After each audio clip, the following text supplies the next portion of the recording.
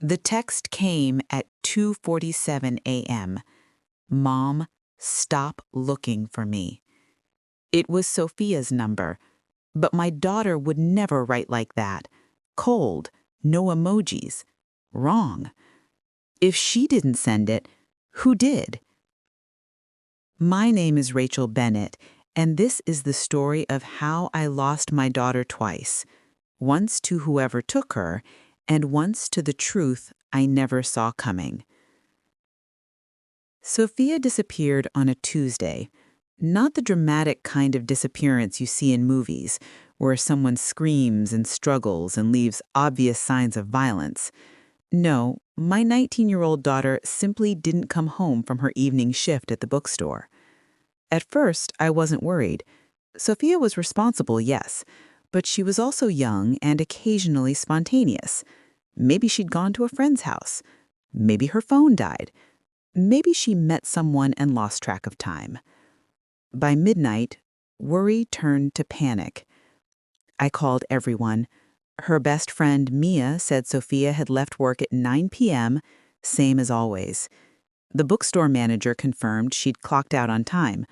Her boyfriend, Jake, hadn't heard from her since their lunch date earlier that day. I reported her missing at 1:30 a.m.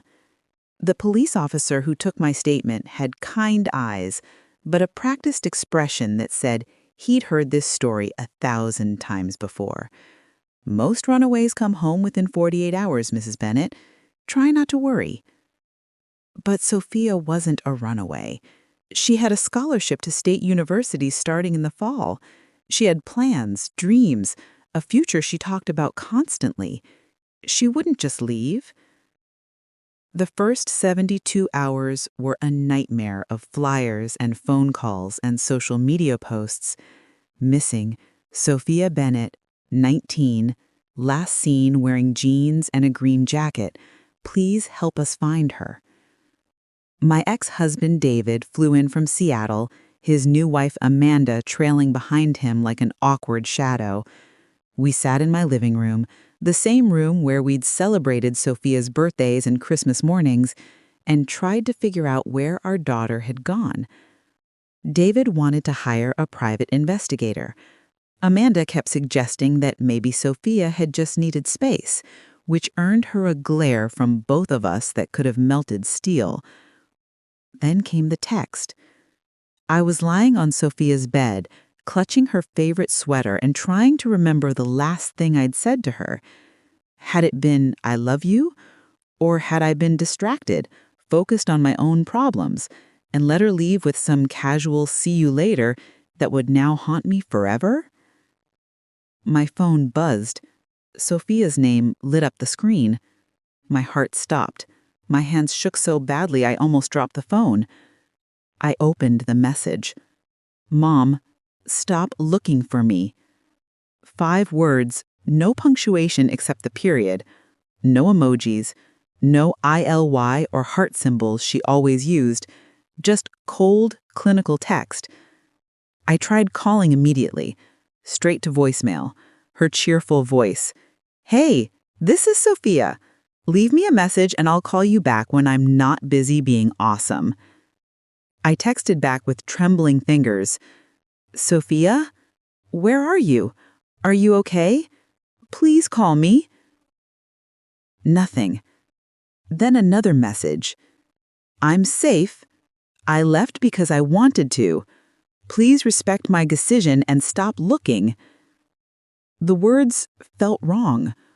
All of them. Sophia would never be this formal with me. We texted in a constant stream of jokes and memes and random observations. She'd send me 20 messages about a funny customer at work or a cute dog she saw on campus. This wasn't her voice. I showed the text to the police. Detective Maria Santos studied them with the same careful attention she'd given everything else in the case. Mrs. Bennett, unfortunately, this changes things. If she's saying she left voluntarily— She didn't write this, I interrupted. I know my daughter. This isn't how she communicates.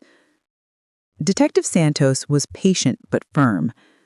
We can try to trace the location of the messages, But if the phone is off now, we won't get much. And legally, a 19-year-old has the right to leave home. But what if someone has her? What if they're using her phone to throw us off? We'll investigate that possibility, but you need to prepare yourself for the chance that she really did leave on her own. Sometimes young people make impulsive decisions.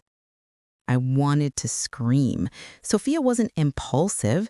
She was the girl who made pro-con lists before buying a new pair of shoes. She planned everything. David and I spent the next week in a strange limbo. The police investigation slowed down. Friends and family started suggesting that maybe Sophia had her reasons for leaving. Maybe there was something going on in her life we didn't know about. Maybe we didn't know our daughter as well as we thought. I refused to believe it. I spent hours going through Sophia's room looking for clues. Her laptop was password protected, but I knew she wrote her passwords in a small notebook she kept in her desk drawer. The notebook was gone. Her journal, the one she'd kept since middle school, was also missing. So was her favorite photograph, a picture of the two of us at the beach when she was 7, building sandcastles and laughing. If Sophia had run away, why would she take those specific items? Why not her expensive camera or her collection of rare books or the jewelry her grandmother had left her? Unless she didn't take them. Unless someone else did, grabbing things that would make it look like she'd left voluntarily. I shared this theory with Detective Santos. She listened carefully, made notes, but I could see the skepticism in her eyes. Mrs. Bennett, I understand you're looking for explanations, but sometimes the simplest answer is the right one. The simplest answer: that my daughter, who'd never given me a moment of serious trouble, who called me her best friend, who texted me 10 times a day, had suddenly decided to abandon her entire life without warning? No, I didn't buy it. Mia came over one evening, bringing Chinese food and attempting to provide comfort. We sat in my kitchen, pushing noodles around our plates and not eating. "Mrs. Bennett," Mia said quietly, "there's something I need to tell you." My heart stopped. "What?" Sophia had been acting weird the last few weeks. Not bad weird, just distracted. She kept getting these phone calls she wouldn't talk about. She'd step outside to answer them, and when she came back, she'd seem stressed. Did she say who was calling? Mia shook her head. I asked once, and she said it was just her dad working out custody stuff from when you guys divorced, but that didn't make sense because the divorce was years ago. David and I had divorced when Sophia was 12. It had been amicable, boring even. No custody battles, no drama.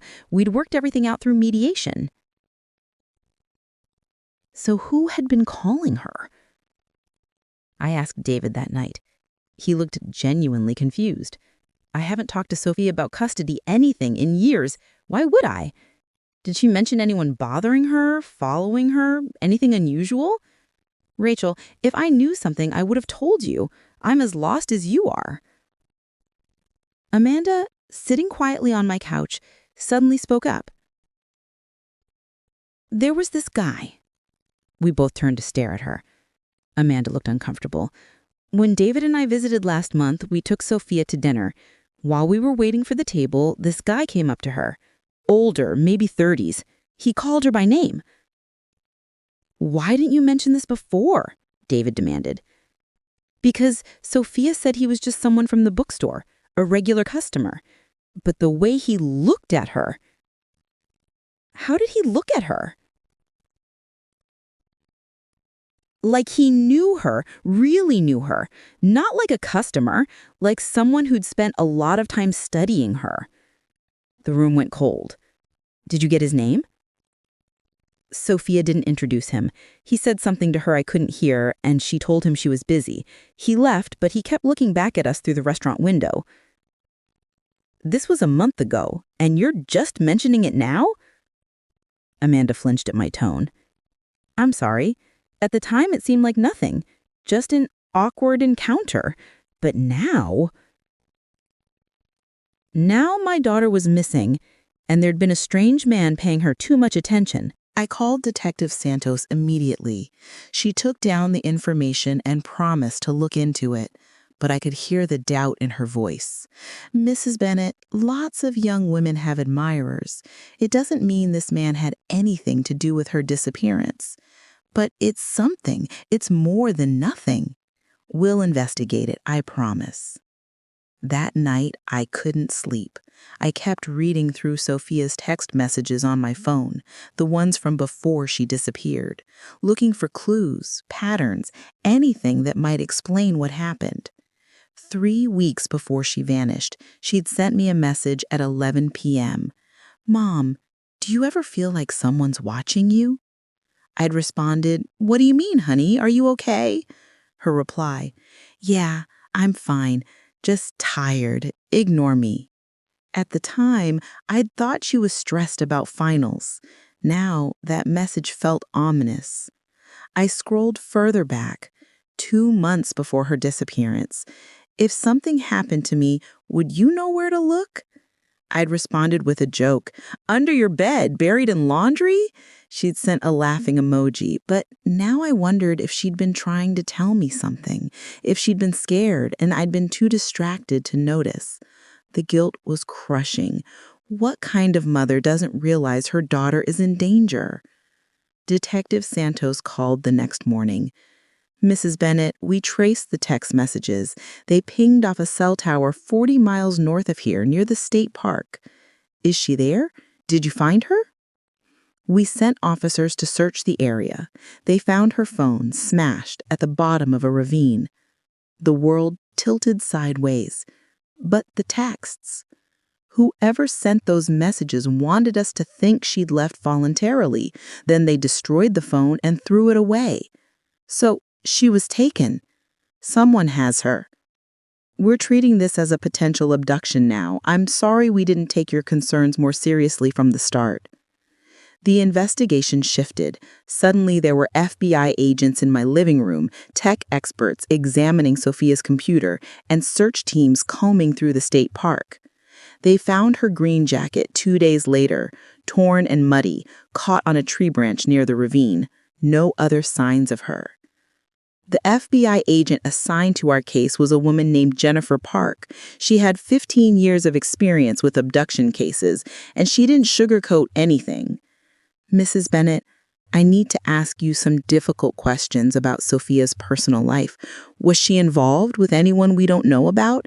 Any online relationships? Any activity that might have put her in contact with dangerous people?" Sophia was careful online. She had all her privacy settings maxed out. She never posted her location or detailed plans. Did she have any secret social media accounts?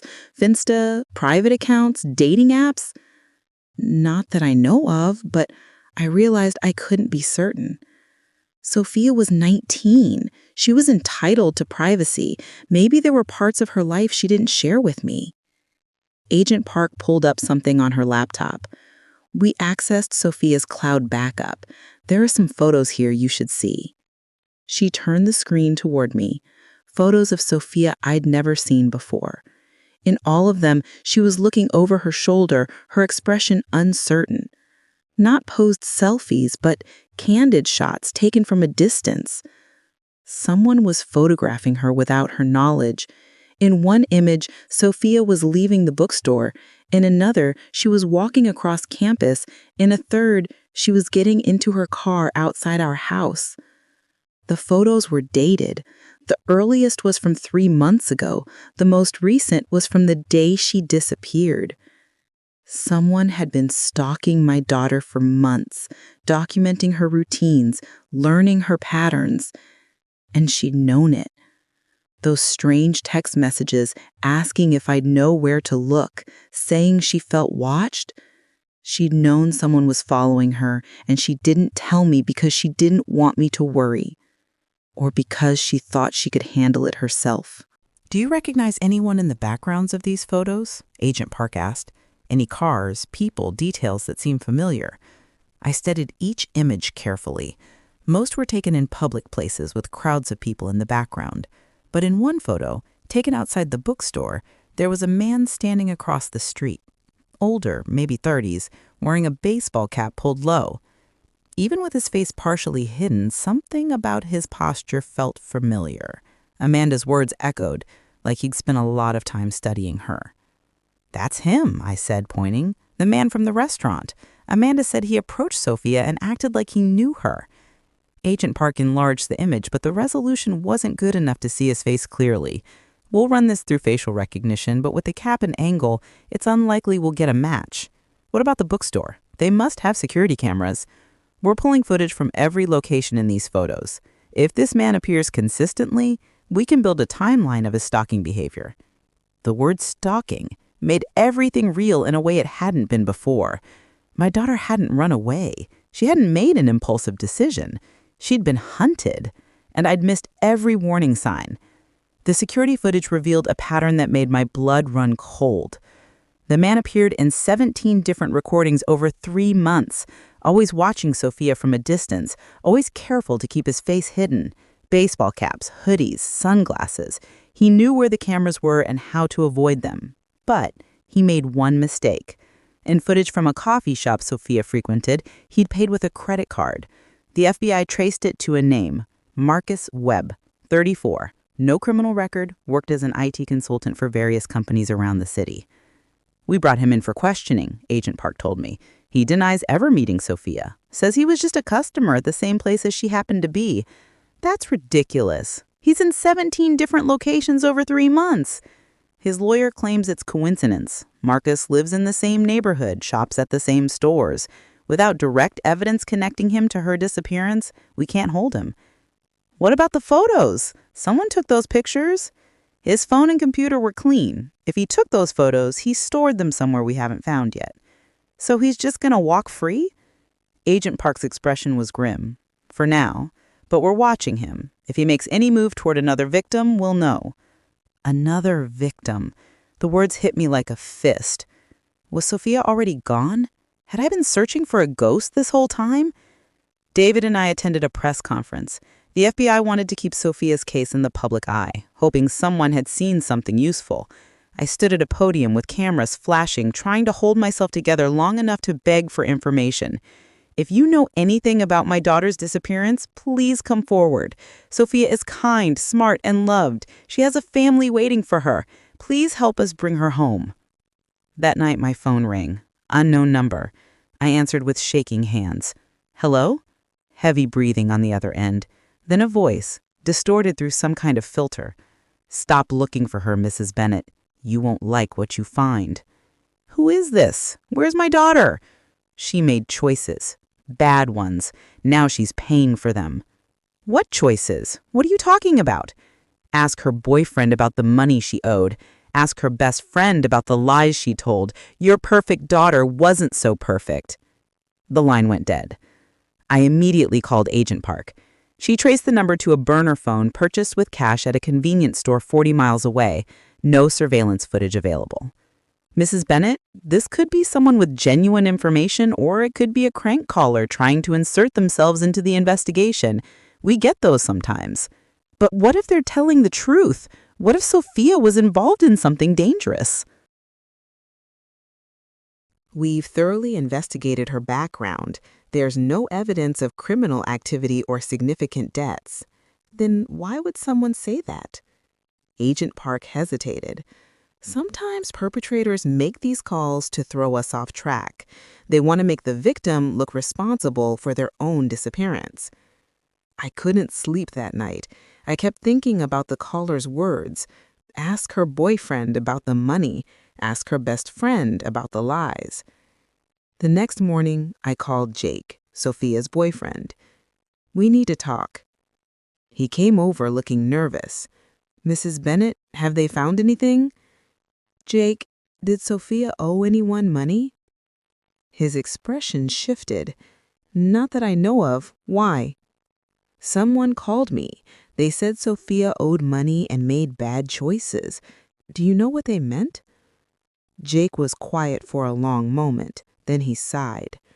"Look, Sophia borrowed some cash from me a few months ago, said she needed it for textbooks, but I saw her buying stuff that wasn't textbooks."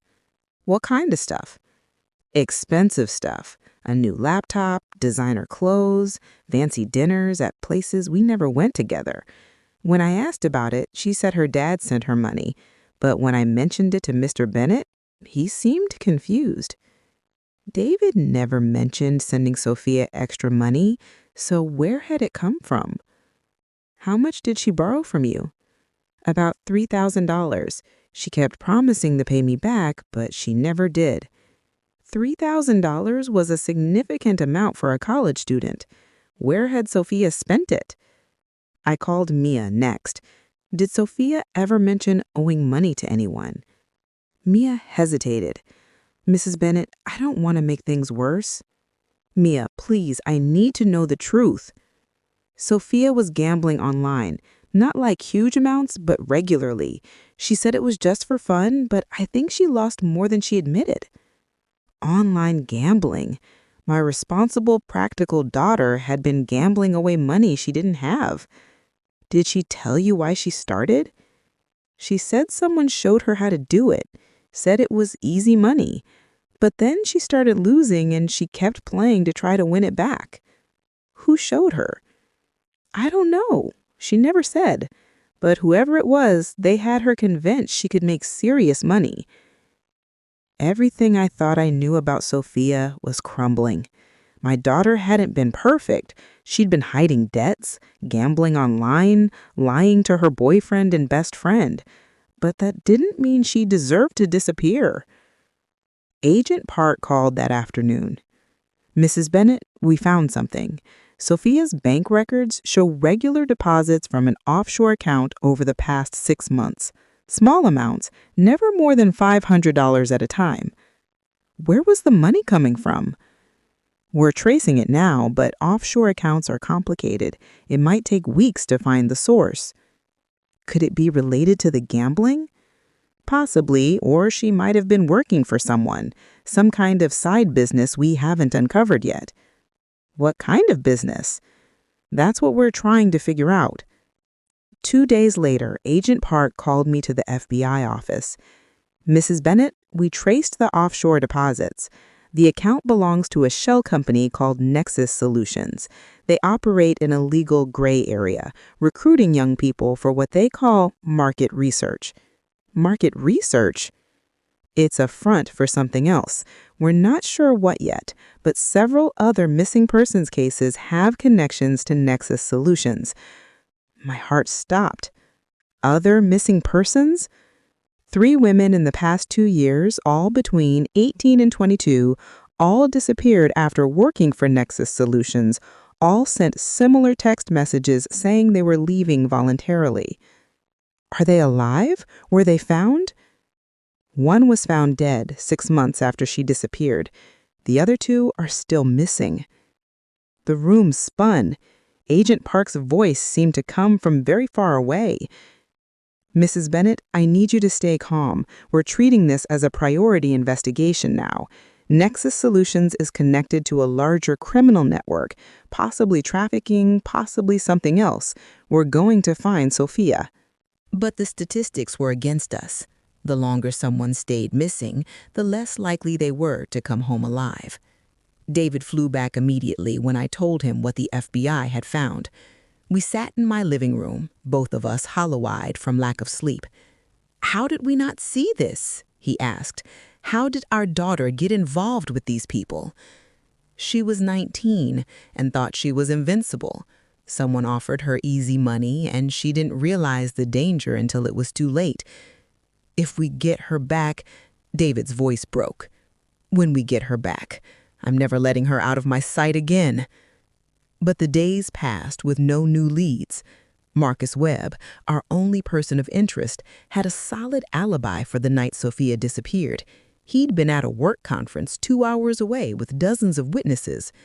He's not our guy, Agent Park admitted, but he might know who is. We're keeping pressure on him. Then, 3 weeks after Sophia's disappearance, another text arrived. From a different number this time, but the words made my blood freeze. Your daughter asked me to tell you she's okay. She's working off her debt. When she's done, you'll see her again. I called Agent Park immediately. They traced the number to another burner phone, this one purchased in a different state. Mrs. Bennett, whoever has Sophia is mobile. They're moving around, staying ahead of us, but they're also communicating, which means they want something. What do they want? I don't know yet, but people who traffic victims don't usually send updates to families. This is unusual. Is that good or bad? I honestly don't know. That night, I received an email from an encrypted address.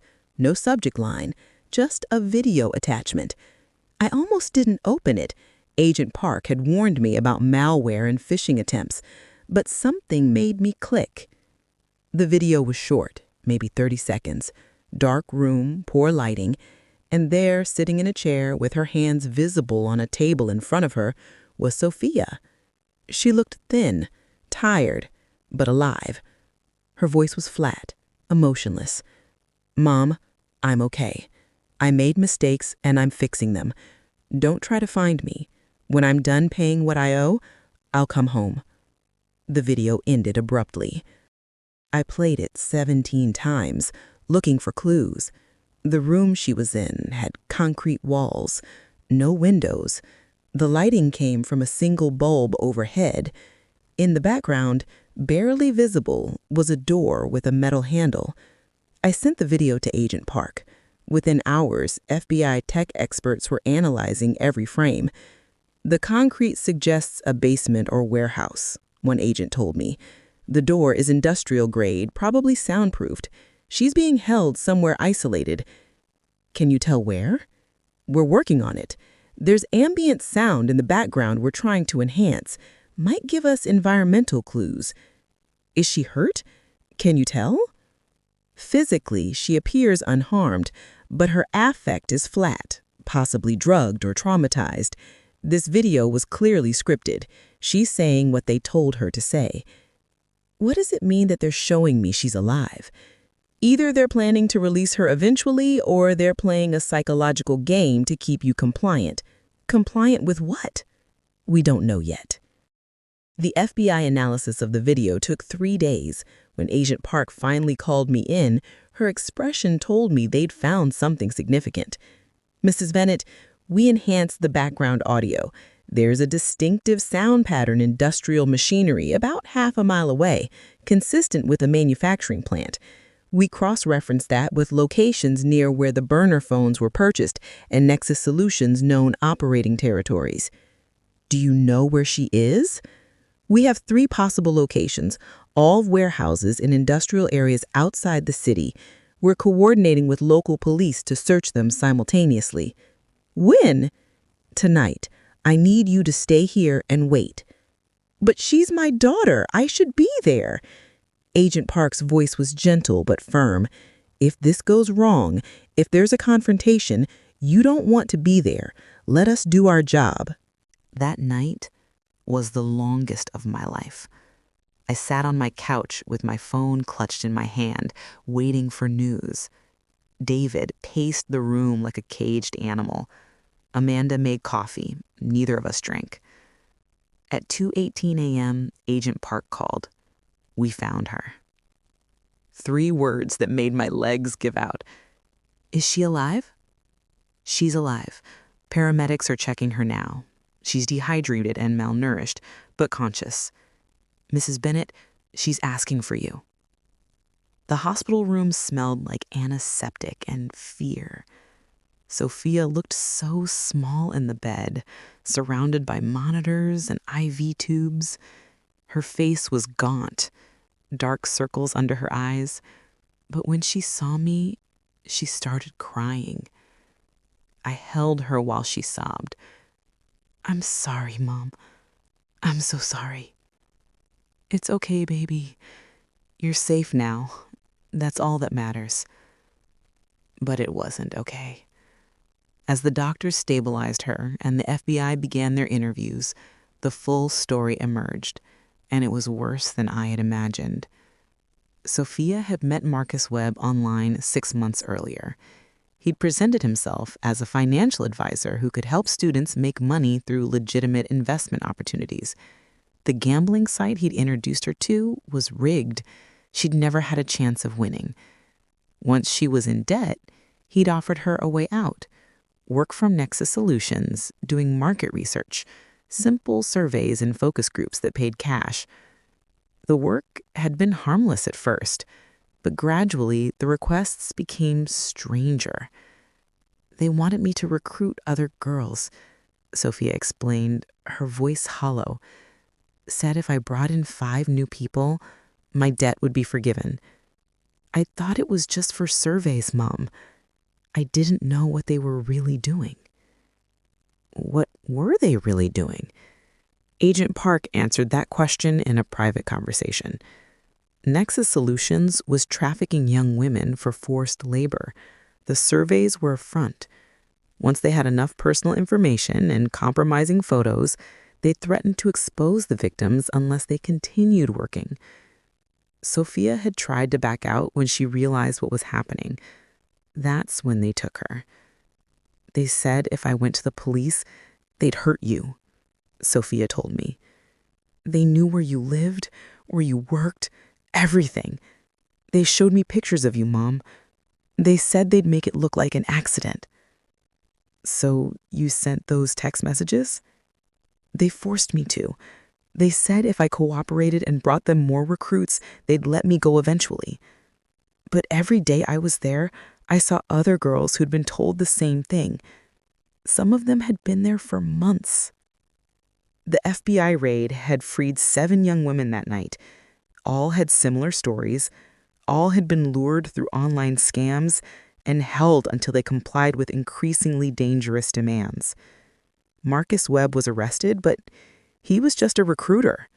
The people running Nexus Solutions are still unknown, operating through layers of shell companies and encrypted communications. Agent Park was frustrated. We shut down this operation, but there are others. This network is bigger than we thought. What happens to the men who run it? We keep investigating, and we protect the victims who are willing to testify. Will Sophia have to testify? Eventually, yes. But right now, let's focus on getting her healthy and safe. Recovery was slow. Sophia had nightmares every night, waking up screaming that they were coming back for her. She couldn't be alone, couldn't handle loud noises or unexpected touches. The girl who'd been so independent and confident was now afraid of her own shadow. But gradually, with therapy and medication and constant support, she started to heal. 3 months after her rescue, she was sleeping through most nights. 6 months later, she enrolled in online classes. A year after her disappearance, she was finally ready to talk publicly about what happened. We sat for an interview with a journalist who specialized in human trafficking cases. Sophia was nervous, picking at her nails the way she had when she was little. "You don't have to do this," I told her. "You don't owe anyone your story." But Sophia shook her head. If I don't talk about it, other girls won't know to watch for the warning signs. I want to help prevent this from happening to someone else. During the interview, she was remarkably composed. She explained how the scam had worked, how gradually she'd been drawn in, how by the time she realized the danger, it was too late. "I thought I was smart enough to see through it," she said. "But they were professionals. They knew exactly how to manipulate me." What would you say to other young people who might be facing similar situations? If something seems too good to be true, it is. If someone online offers you easy money, there's always a catch. And if you're ever in trouble, tell someone. Don't try to handle it alone because these people are counting on your silence. The interview went viral. Sophia received hundreds of messages from other victims, some who'd escaped similar situations, others who were still trapped and looking for help. She started a support group for human trafficking survivors. It met once a week in our living room. young women sharing their stories and healing together. I watched my daughter transform her trauma into purpose, and I was proud of her in ways I never expected. Agent Park called one afternoon with news. We arrested the head of Nexus Solutions, Romanian national, multiple identities, wanted in 6 countries. Your daughter's testimony was crucial to building the case. Will he actually serve time? He's facing 47 counts of trafficking, fraud, and kidnapping. He'll never see the outside of a prison again. And Marcus Webb pleaded guilty to avoid trial. 20 years minimum. It wasn't enough. No amount of prison time would erase what they'd done to Sophia and the other victims, but it was something.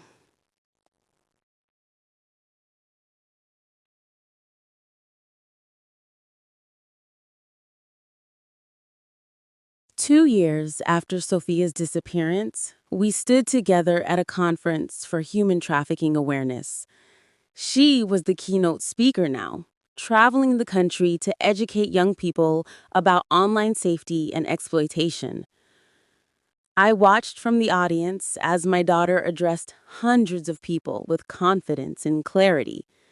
The frightened girl in the hospital bed was gone, replaced by a powerful advocate for change.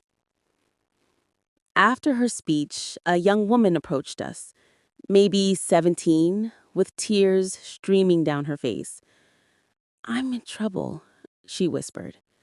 "There's a man online who's been asking me to do things, and now he's threatening me. I don't know what to do." Sophia took her hand. "You're going to be okay. Let's get you help right now." She connected the girl with Agent Park, who'd become a close friend and ally in Sophia's advocacy work. Within hours, the FBI had opened an investigation. Cases like this happened regularly now. Sophia had become a magnet for victims seeking help, and she never turned anyone away.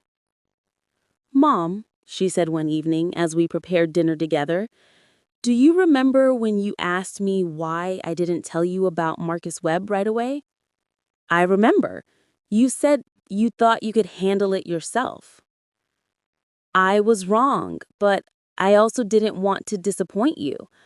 I wanted to fix my mistakes before you found out I'd made them." "Sophia, you could never disappoint me. You're human. Humans make mistakes." She smiled sadly. "I know that now. I just wish I'd known it then."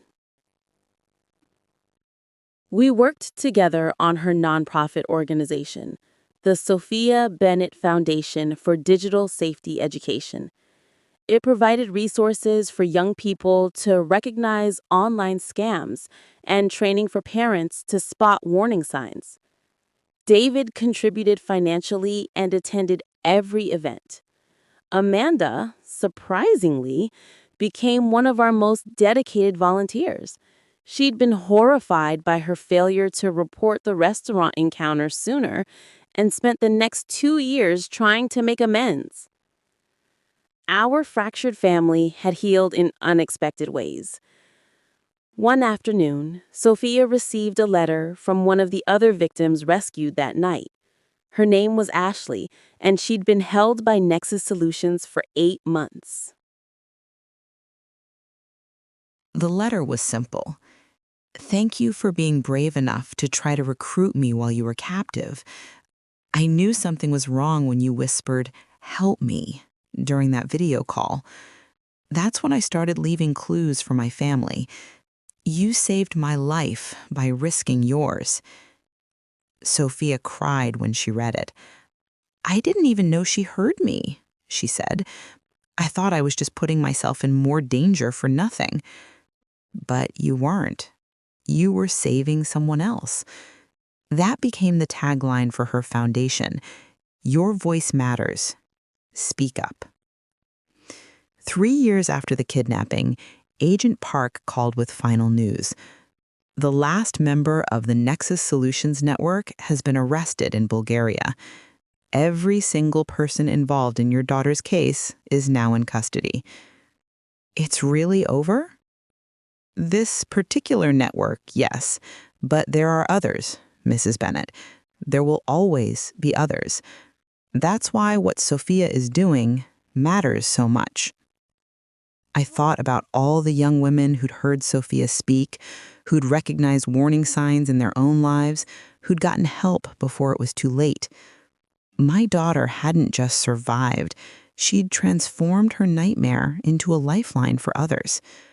The day Sophia graduated from university, 4 years delayed but finally achieved, the entire auditorium stood for her. Everyone there knew her story, and everyone there had been touched by her advocacy work. She gave the student address speaking about resilience, redemption, and the power of choosing hope even when darkness seems overwhelming. I sat between David and Amanda, all of us crying proud tears. After the ceremony, a woman approached me. She was older, maybe 60, with kind eyes. "Are you Sophia's mother?" "I am." "My granddaughter was one of the girls rescued that night. Because of your daughter's courage, I got my baby back. Thank you." We embraced, two women bound by trauma and gratitude. That evening, Sophia and I sat on my back porch watching the sunset. She leaned her head on my shoulder the way she had when she was small. "Mom, do you ever think about what would have happened if I hadn't been found?" "Sometimes, but you were found, and that's what matters." She was quiet for a moment. "I used to be so angry about what happened to me. I felt like my life was ruined, like I'd always be broken. And now? Now, I know I'm not broken. I'm rebuilt, stronger than before in some ways." I kissed the top of her head. "You're the strongest person I know." "I learned it from you, Mom. You never gave up.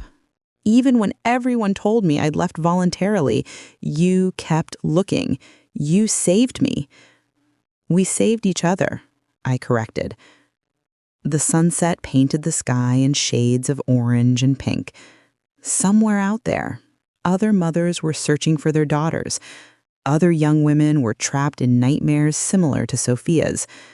But because of what we'd survived, because of the foundation we had built and the awareness we had raised, some of those women would escape.